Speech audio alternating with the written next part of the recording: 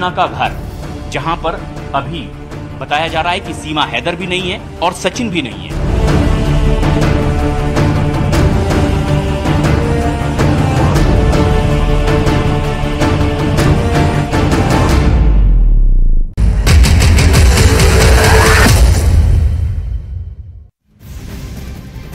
पाकिस्तान से अवैध तरीके से भारत आई सीमा हैदर के मामले में पुलिस को एक बहुत बड़ी कामयाबी हाथ लगी है। लेकिन सूत्रों का ये दावा है कि सीमा हैदर जल्द से जल्द भारतीय नागरिकता हासिल करना चाहती थी, जिसके लिए वो फर्जी आधार कार्ड बनवाने की कोशिश कर रही थी। और सूत्रों ने ये बताया कि इस काम को अंजाम देने के लिए सीमा का प्रेमी सचिन मीणा उसकी मदद कर रहा था।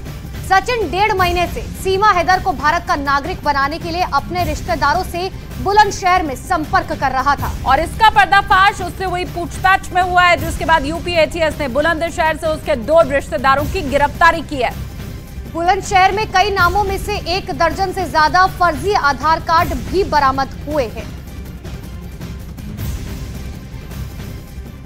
तो वहीं सूत्रों के हवाले से खबर यह भी है कि सीमा हैदर के कराची प्रवास की जांच फिलहाल चल रही है। सीमा हैदर कराची में 4.5 साल अपने पति के बिना रही हैं, जबकि उनका मायका और ससुराल दोनों सिंध प्रांत में है। और ऐसे में जांच एजेंसियों को इस बात का शक है कि इस दौरान आईएसआई ने उन्हें प्लांट किया होगा और वहीं से सीमा ने भारत आने का प्लान बनाया। अब सूत्रों के मुताबिक जांच एजेंसियों को सीमा हैदर की पूछताछ के दौरान अपने कराची के ठिकाने के बारे में जो कुछ भी बताया है वो हैरान कर देने वाला है और उसी के मद्देनजर उन्हें सीमा पर शक है। और इसी के आधार पर जांच एजेंसियों को यह भी शक है कि कराची में रहते हुए सीमा ने कई जगहों की यात्रा की थी।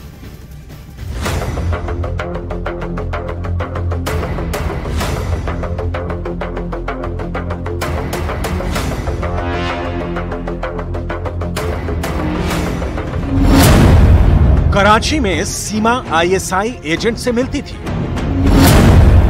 कराची में सीमा का हैंडलर कौन था?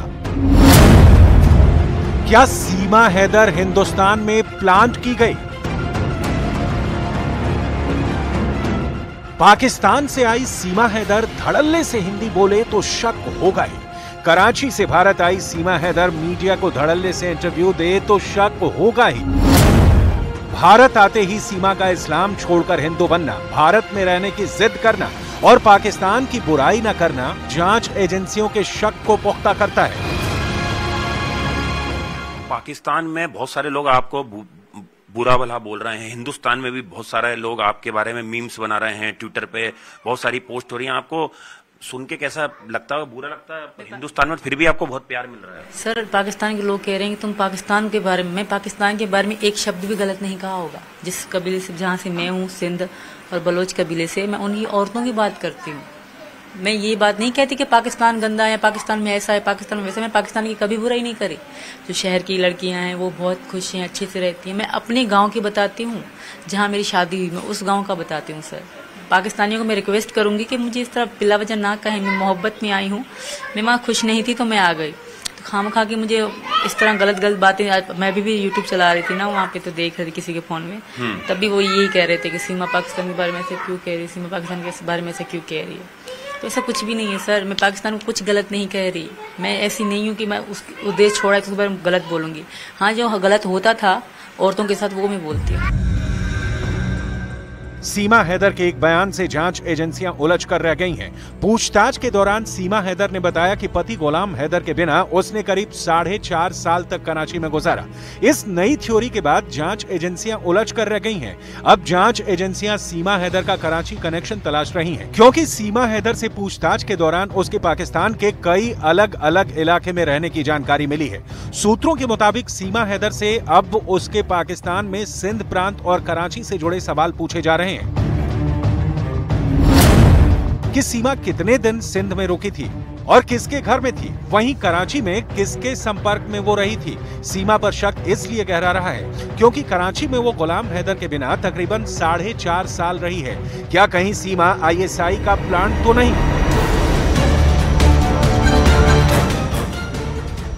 यह शक शुरुआत से ही एजेंसियों को है और इसी लाइन पर जांच भी चल रही है, क्योंकि जो बयान सीमा ने अब तक जांच एजेंसियों को दिया है उससे एजेंसियां संतुष्ट नहीं हैं।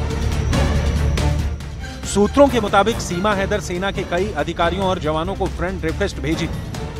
यही नहीं, सीमा ने अपने व्हाट्सएप प्रोफाइल में कश्मीर के पहाड़ों की फोटो लगाई हुई थी। सीमा हैदर इंटरनेट के जरिए दिल्ली एनसीआर के कई युवाओं के भी संपर्क में थी। सूत्रों के मुताबिक जांच एजेंसियां ऑनलाइन गेम पबजी पर सीमा हैदर के बाकी साथियों को ढूंढने में जुट गई।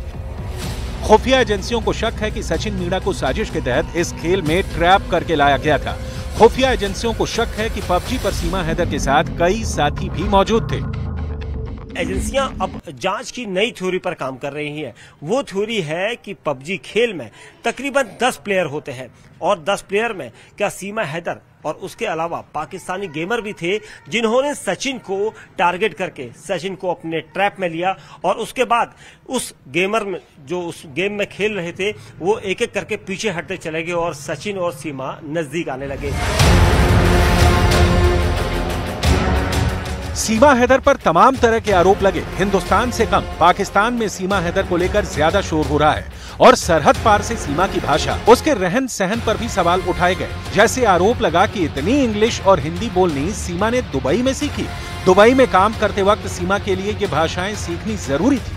वो तमाम लोगों के लिए एक हब है, लेकिन वहां जब क्लब्स में लोग जाते हैं वहां इंग्लिश बोली जाती है और वहां की लड़कियां सीखती हैं इंग्लिश। इसने वहां से सीखी है इंग्लिश और ज्यादातर सुना है जिससे इसके राब्ते थे उससे ज्यादा इंग्लिश में ही बात होती है। और मैं इस बात पे क्रेडिट देता हूँ कि इंडिया की इंग्लिश बहुत, इंडिया में लोग इंग्लिश को भी अच्छा है, हिंदी को भी अच्छा समझते हैं, उर्दू को भी अच्छा समझते हैं, इंग्लिश को भी अच्छा समझते हैं। सारी जबान, सारी बोलियों की एक रिस्पेक्ट है, तो इसको सिखाई गई है। इसको प्रॉपर हिंदी जो है इसको आई आस्ता आस्ता नहीं आई, दुबई से आई है इसको, दुबई में। वरना आप उसको जिस जगह में ये रहती थी, अगर आप कहते हैं पाकिस्तान में, वहां सोच भी नहीं सकती इसको इंग्लिश आए। वहां पे इंग्लिश ये नहीं सीख सकती है, दुबई में सीखी इंग्लिश। हालांकि सीमा के मुताबिक उसने अंग्रेजी के शब्द पाकिस्तान में अपनी तालीम के दौरान ही सीखे थे और वो बस अंग्रेजी के कुछ शब्दों का ही मतलब जानती है जो बोलचाल का हिस्सा है। एटीएस ने आपसे इंग्लिश में कुछ पढ़वा के भी दिखाया? सर जैसे 2-3 चीजें होंगी, ऑलवेज हो गया, आसान लफ्जों के मुझे मतलब पता है, पूरी अंग्रेजी मुझे नहीं पता। जैसे ऑलवेज हो गया मतलब हमेशा, जैसे गुड हो गया कि सही, इस तरह चीज़ें मुझे पता है और मैं बोल भी लेती हूँ। इसका ये मतलब नहीं कि मैं पूरी अंग्रेजी पढ़, अगर आप लिखा पेन से लिखा हो मुझे अंग्रेजी देंगे मैं नहीं पढ़ पाऊंगी। हाँ, अलग अलग जो शब्द होते हैं मैं उनको समझ सकती हूँ, बस समझ है मुझे। तो कैसे सीखा आपने? मतलब ये मैं पढ़ाई करके सर गाँव में हमारे सरकार की तरफ से ही पढ़ाया गया था सर, मैंने वहीं से पढ़ा। और मेरा मैं होशियार थी सबसे, हम तीनों बहनें 5 ही पढ़ी, ज़्यादा नहीं पढ़ी, पर हमको समझ है। फिलहाल सीमा हैदर पर जांच एजेंसियों का शिकंजा कस चुका है। सीमा अभी किसी सेफ जगह पर है जहां एजेंसियां उससे कराची की डिटेल खंगालने की कोशिश कर रही हैं।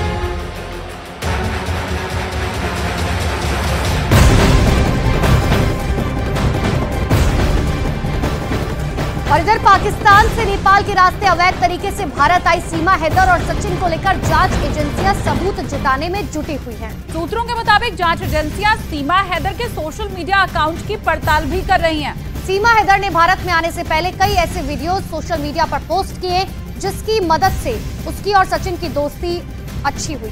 बिल्कुल, और उसकी और सचिन की अच्छी दोस्ती के पीछे भी सोशल मीडिया ही है। उधर सूत्रों का यह दावा है कि जांच एजेंसियों को सीमा के बयान के ऊपर भरोसा ही नहीं हो रहा है। जांच एजेंसियों को इस बात का शक है कि सीमा आईएसआई के किसी प्लान को अंजाम तक पहुंचाने के लिए सोशल मीडिया की मदद से पहले सचिन को प्यार के जाल में फंसा और फिर भारत में अवैध तरीके से दाखिल